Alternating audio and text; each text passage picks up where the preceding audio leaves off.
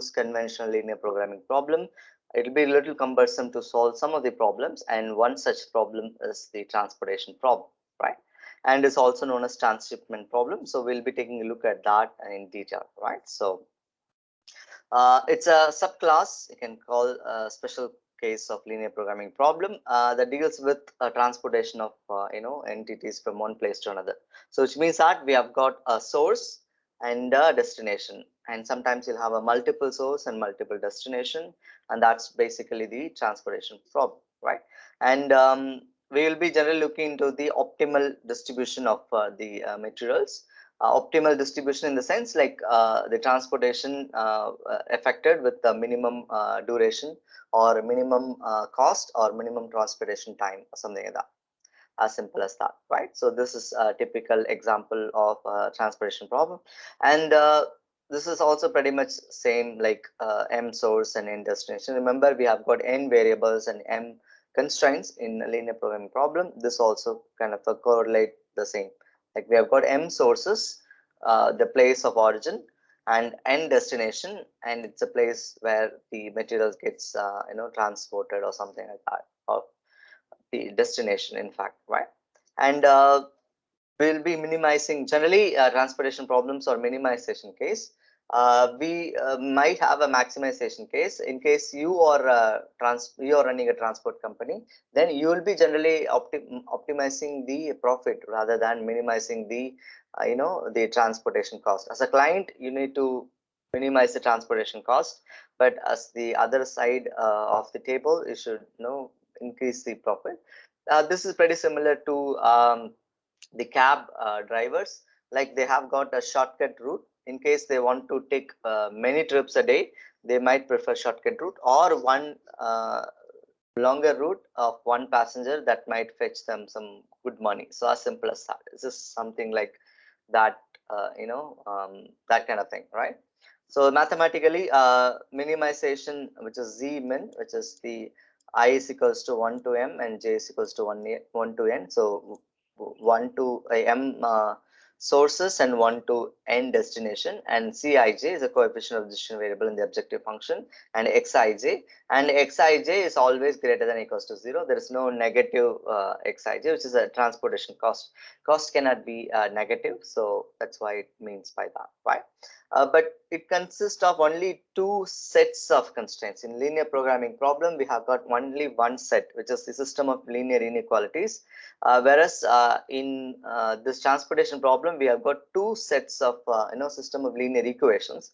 Here it's not inequality, it's an equation, because everything gets added to that particular number. So which means that this is the supply constraint, right? So the number of Xijs, the origins, can add up to Aij. So that's a supply sum or total supply, and that is called supply constraint. And we don't have inequalities here, which is always equality, right? And then this is called demand constraint, when which the number of requirement or demand is equals to Bij, or I'm sorry, Bj, which is the in a linear programming problem, we talked about that as a RHS, right hand side coefficient, but in here it is the demand, total demand. And this is this two sets of the constraints for a transportation problem, right? So Xij is the number of units transported from ith source to the jth destination, and so Cij is the unit transportation cost for transporting units from ith to jth destination. Aij is the number of supply. Here is number of supply available at ith source, and Pj is the number of units demand required at the jth source. As simple as that, right? And this is typically a standard transportation problem, in which we have got equality constraint, and all those decision variables add up to this particular supply, total supply, and so as the decision variables add up to demand. So this is supply constraint, this is demand constraint. Sometimes we might encounter a shortage in terms of supply and shortage in terms of demand. So that those kind of problems are called unbalanced transportation problems, but we can still able to solve those, right? So we will be looking at into greater detail in the subsequent lectures. But as of now, today we'll be looking into the balanced transportation problem, right? So balanced transportation problem are those which everything adds up to the supply, and there is no shortages in terms of supply and demand. So remember that, right? So equation 7.4, like supply equals to demand, right? So everything adds up to the supply and everything adds up to demand. So which means that balanced transportation problem are those which has got definite source or definite supply and definite demand. So there isn't anything called supply being lesser than the demand, or demand being lesser than supply or something like that, right? And that's what basically it means, right? So unbalanced transportation problems, those are which does not falls in this category. It has two cases. One is like case one, supply is greater than demand. Say this is supply and it is greater than demand, so which means that you produce more than the requirement from the market, right? So in case of that, it is called unbalanced transportation problem. This is a typical example, which is A is not AI is sum of AI is not equals to BJ, and AI is, in this case, is greater than BJ, right? And the other cases, supply is lesser than demand. You remember one thing, like do not confuse with supply and demand. Supply is greater than demand and supply is less than demand. So remember that. So in this case, demand is lesser than supply and demand is greater than supply. So do not swap it. Remember any one thing like supply in terms of supply. I personally feel supply because it's AI greater than the BJ and AI less than the BJ, and both are unbalanced transportation problems. And we can convert that into balanced transportation problem by providing some dummy rows and dummy columns depending upon the criterion, right? So that we will take a little later, but today we'll be looking into the balanced transportation problem. This is the objective function and this is the constraint equation, and we have got two sets of constraints, and then this is the criterion, like the total supply equals to total demand, right? So that's balanced transportation problem, right? Then before we get into actual transportation problems and its methodology, we'll take a look at like why we need a separate method when we have LPP in place, right? So we can even solve these transportation problems using linear programming problem itself, right? Methodology using simplex method itself. But why do we need an extra method or something like that? So we'll be taking a look at that. So the first example, we have got a construction materials transportation problem.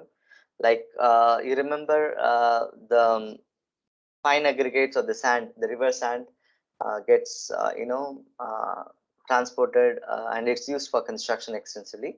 But due to sustainable initiatives, river sands are not allowed to take now, because to preserve the natural resources. Instead, they have got some artificial sand called manufactured sand, which is nothing but the stones and chips gets um, uh, mined in the mine quarry generally. Those small dust or fine quality, like as equivalent to sand, river sand is just used nowadays in construction. That is what we call a manufactured sand. Like this is also known as M sand. Like people from civil engineering, they know this much because the river sand is almost in kind of very difficult to obtain nowadays. Like so, that's an alternate building material and something like that. Right. So there are two quarries, quarry 1 and quarry 2. They supply certain types of building materials known as M sand, and it's calculated. It's required for construction projects at location P1 and P2. So which means that we need there's a supply of materials, and the demand is required at project location P1 and P2, right? So but the constraint is that the quarry 1, which is the Q1, has a maximum of 9 trucks. I mean the units, it can supply 9 trucks, whereas the quarry 2 can supply only 6 trucks. So 9 trucks and 6 trucks, and trucks of manufactured sand, right? But the total demand of M sand in number of trucks at project location P1 is 5. So it requires 5 units. whereas for a P2 it's 10 units, right? It's 10 trucks, right? So let's take a look at if quarry 1 supplies at has a maximum supply of 9 trucks, whereas quarry 2 has a maximum supply of 6 trucks. 9 plus 6 is 15 trucks, so the supply is 15 trucks. Let's take a look at the demand. So the demand in project 1 is 5 truck, and demand required in project 2 is 10, so 5 plus 10 is 15. So this is a balanced transportation problem. So the number of supply is equals to number of demand, right? So the total number of supply equals to total number of demand. So that's basically a balanced transportation problem, right? And this is how it is like something. And here they have put it like 54 meter cube. So do not get carried away by different terminologies like number of trucks and something like that. Finally, what we're gonna do is we can modify everything into a single unit. So everything we can put it in terms of m cube or in terms of trucks. Say one unit of m sand is approximately equals to 3 meter cube, right? So one truck could transport approximately 6 units. So which means that 6 into 3 is 18 meter cube. So 9 into 18 will be the supply. 6 into 18 will be the supply for quarry 2, and 5 into 18 will be the supply for demand for project 1, and 10 into 18 is 180 meter cube is the requirement for the project 2. So as simple as that, right? So that's basically the formulation. We can still keep trucks and the projects. This also in terms of trucks. So divide this by 18. We will get in terms of that's one. I beg your pardon. Divide this particular meter cube by 6. That will give us probably the units of a truck or number of trucks or something like that. Then this is very important, distance by road. So this determines actually the another constraint, because by this it's not very kind of because it requires something like if you provide out of this and this and everything will be optimum. But then like when they say the project 1 by road, the distance from the quarry 1 to project by road is 210 kilometers, right? So you see that's a huge distance, whereas the quarry 1 and project 2 is pretty close, which is 80 kilometers, and quarry 2 and project 1 is just 60 kilometers, whereas quarry 2 and project 2 is 140 kilometers. So this just emphasis or impose additional constraint than we actually thought of, right? Something like that, right? So this is the distance by road, and the standard rate for truck to transport one unit, I mean the particular unit of the M sand to that particular location, we will be knowing by in terms of kilometers, rate transportation cost per kilometers. So generally it is 9 rupees per kilometer for a truck to transport. It's actually this common value, realistic value. The truck people will charge per kilometer for one 6 units or 18 m cube of m sand, something like that.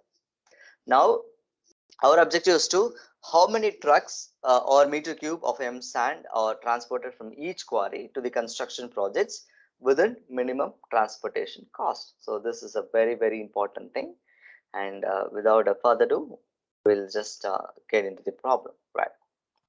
First we can say that let x11 and x2 be the trucks required to transport m sand from quarry 1 to construction project p1 and p2, right?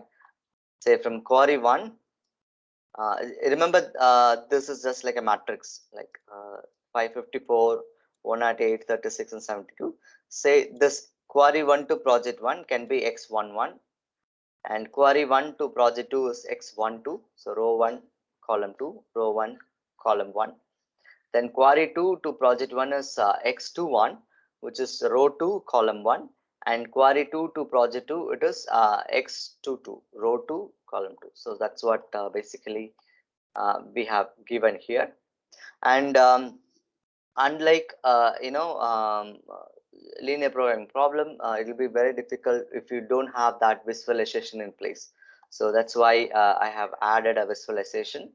So this is the source or origins, this is the destination, right? So we have got Q11 and Q12, right? So Q11 to P1 we call X11, right? So this particular thing like 54 and 210, right? So we have got the distance in terms of per kilometer, and the cost of that is 210 into 9, so that will be the total transportation cost, right?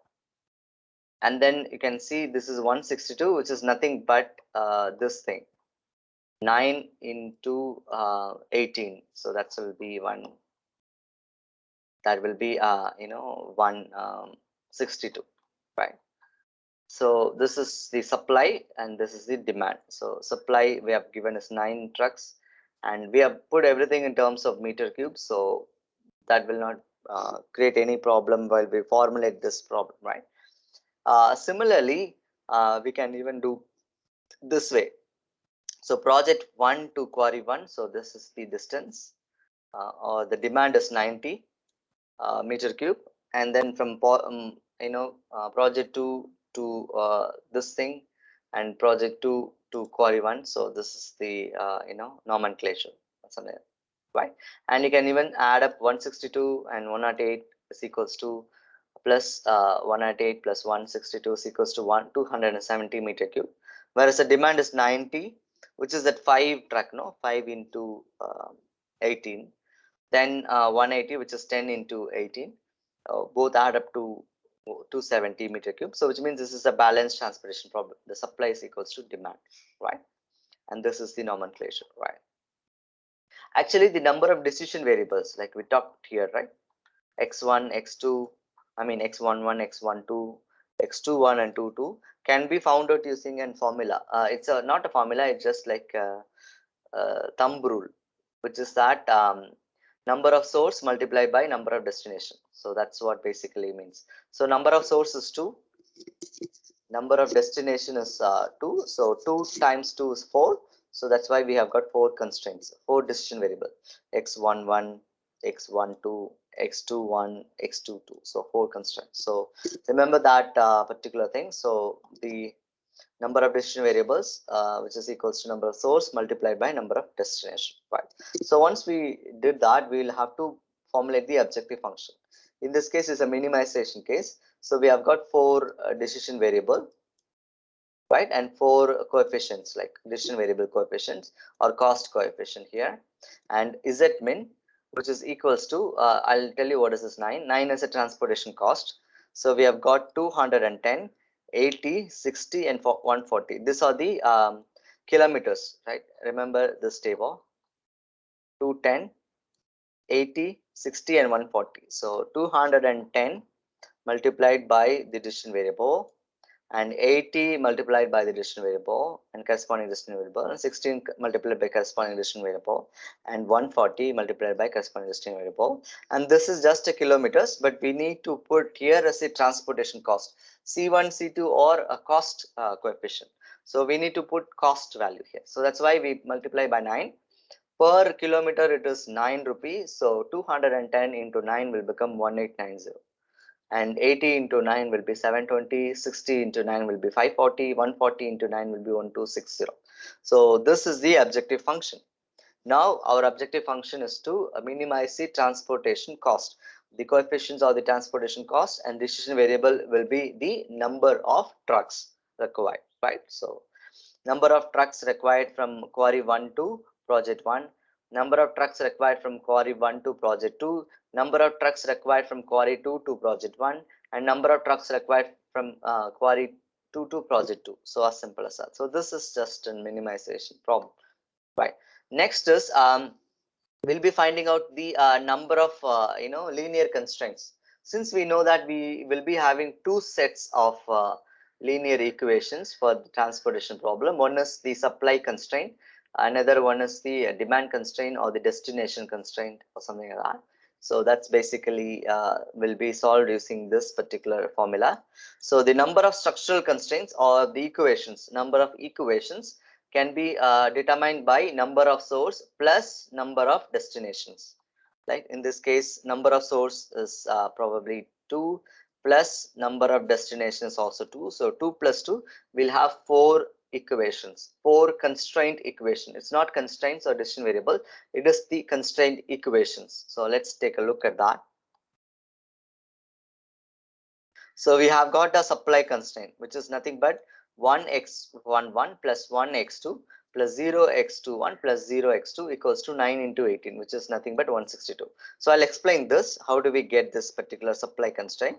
So that's why this this particular diagram is very much useful, right?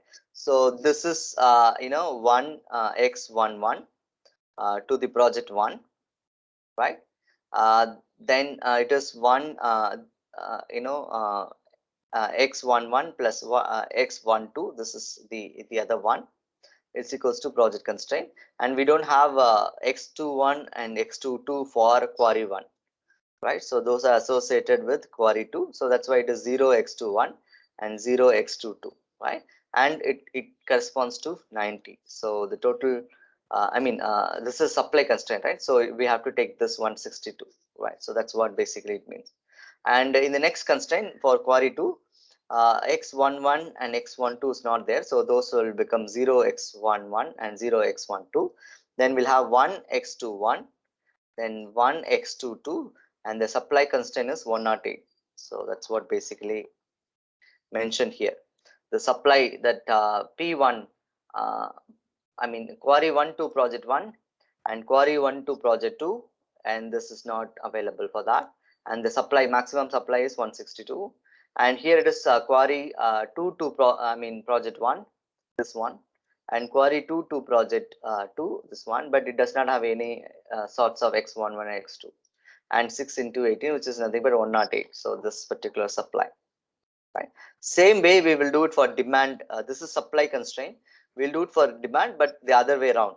P11 to Q1 and P1 to Q2. So which means that x11 plus x21, the other two is 0. So x12 and x22 is 0 equals to 90, right? When we take P2, which is nothing but x12 plus x22, and it is 180, the other one 0x11 and 0x21. So as simple as that. So this is basically the demand constraint, right? So this is a truck, and this is 18 in terms of meter cube. So that's why we get this. And finally, you can remove this 0 and all. We can end up with x11 plus x12, x21 plus 222, x11 and x21, and x12 and x22, right? So this is the supply constraint. This is also supply constraint. This is all demand constraints, right? Something. So that's why we have got 4 equations, like 2 plus 2. 2 source plus 2 destinations, we have got 4 equations, right? And all the decision variables are greater than equals to 0. So non-negativity restriction in terms of linear programming, right? But when you solve this using a linear programming problem, it will be very difficult.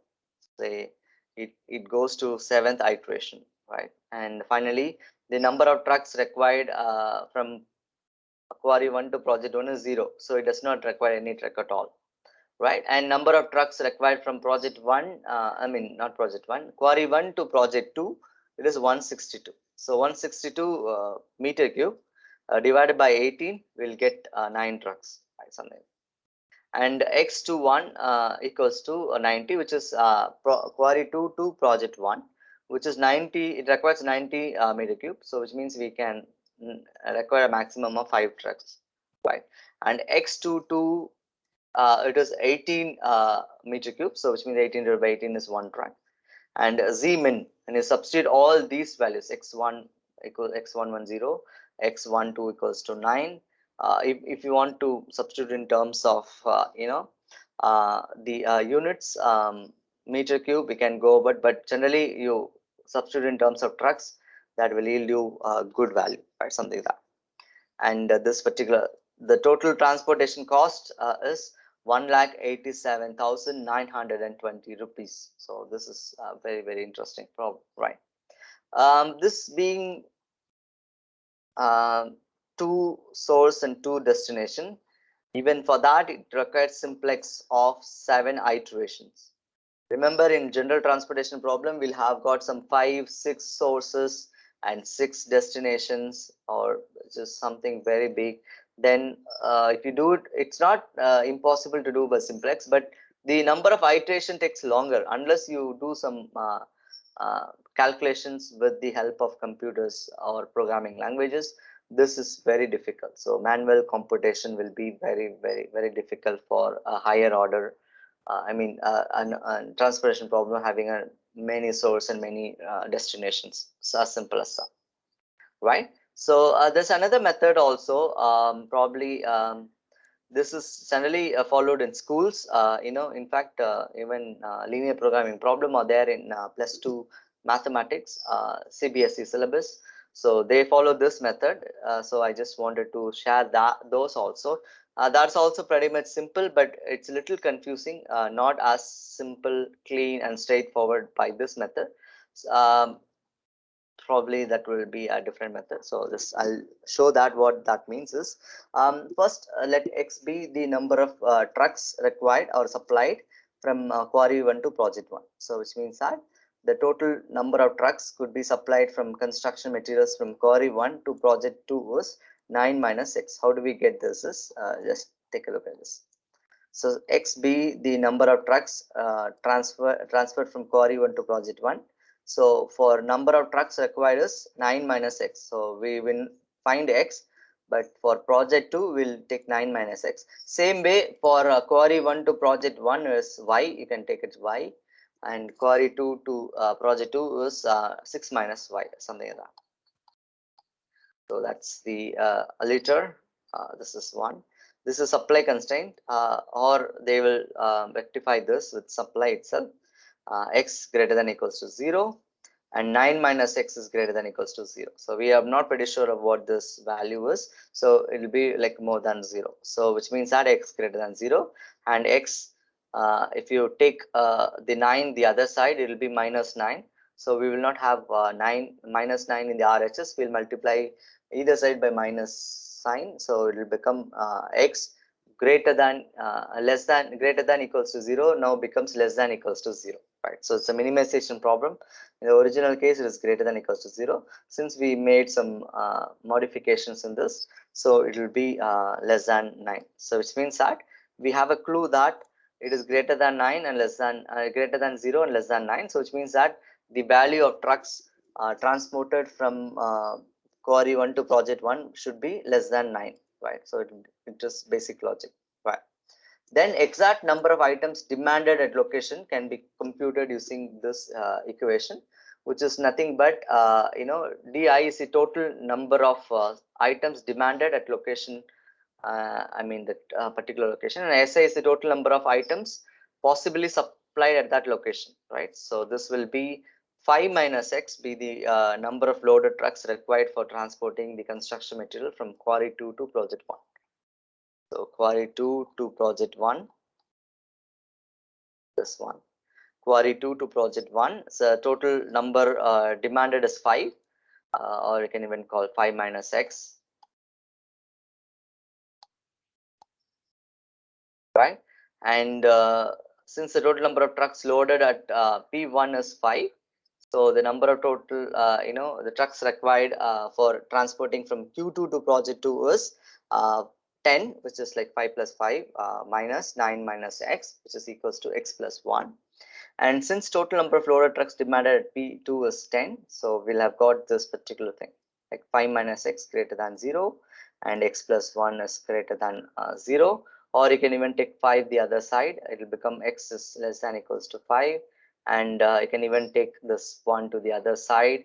Or you can even take this particular thing like to the other side. It is like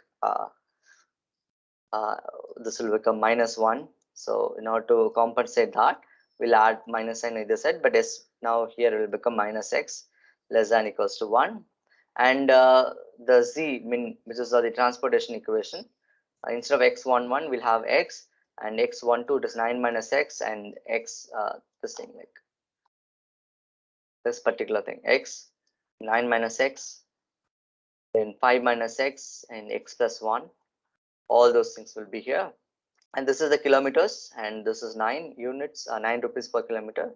When you multiply by here and when you solve it, you'll have only called 1890x plus 1044. So we'll have got only one variable here, and one variable in the four constraints or something like that.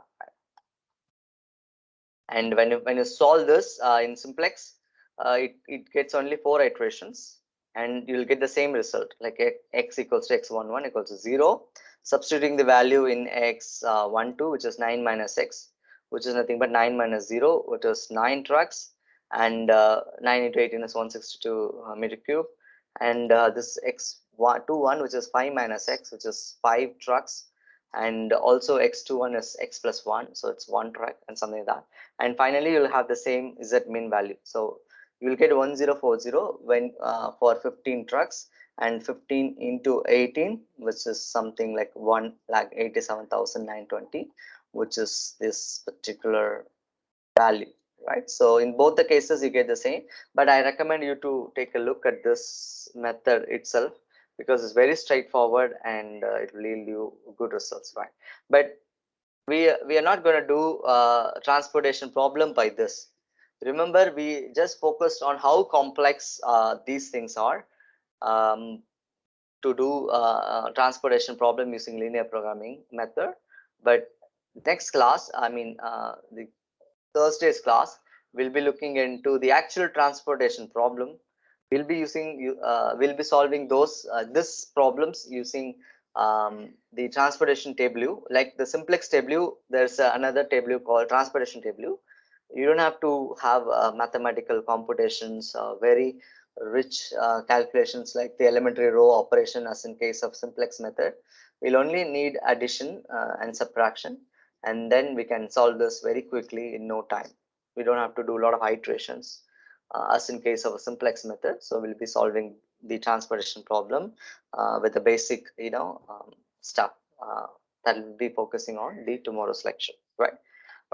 Something like a small problem like 2 by 2, this looks how complex it is. And now you take this 3 plus 4, right? 3 into 4 is 12, so you'll have a 12 variables, and 3 plus 4 is 7. You'll have a 7 linear constraints. So that's very big thing. So you can imagine how big this is, and solving this will be very difficult by the regular linear programming problem. So we will be solving these kinds of problems using the transportation table. So that will be the Thursday's lecture, right? So I hope you really enjoyed this lecture. So we have come to the end of this lecture.